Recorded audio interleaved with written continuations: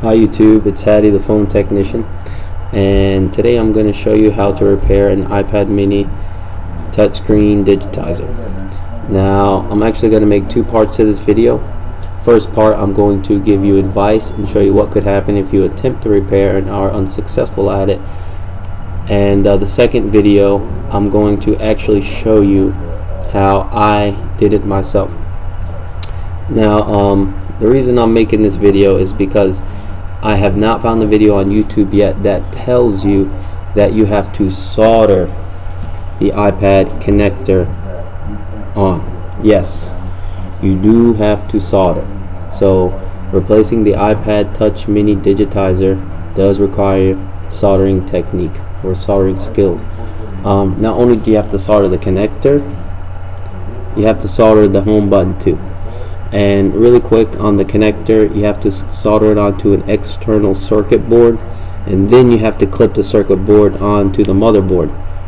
So, and the home button, you have to desolder it from the old digitizer and then resolder it right there. I'm going to put it under the microscope so you can see. Anyway, yeah, I would highly recommend not attempting this repair yourself. Bring it to an expert. So here's the I'm going to show you up close digitizer connector. As you see, there's many pins. Let me zoom out a little bit.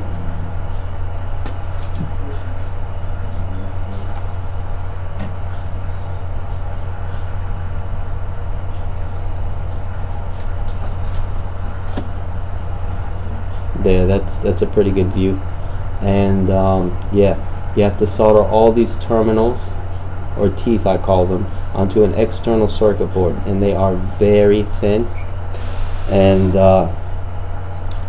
it's pretty challenging. Also, the home button, you have to solder the home button on this flex cable,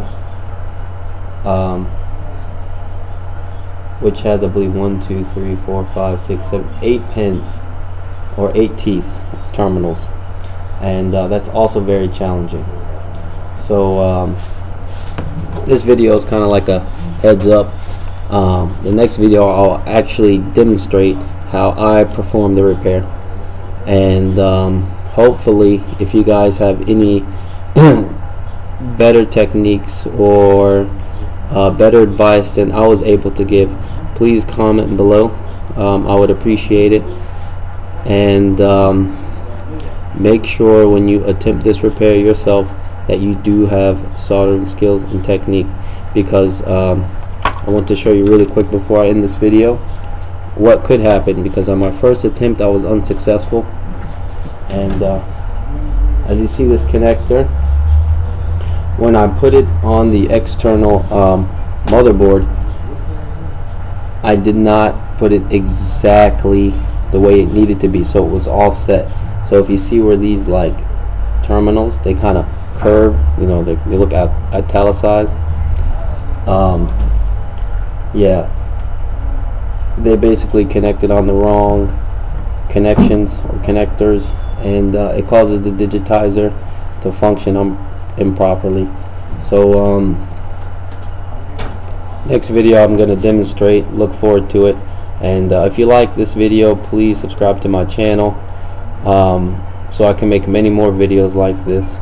And as always, take care.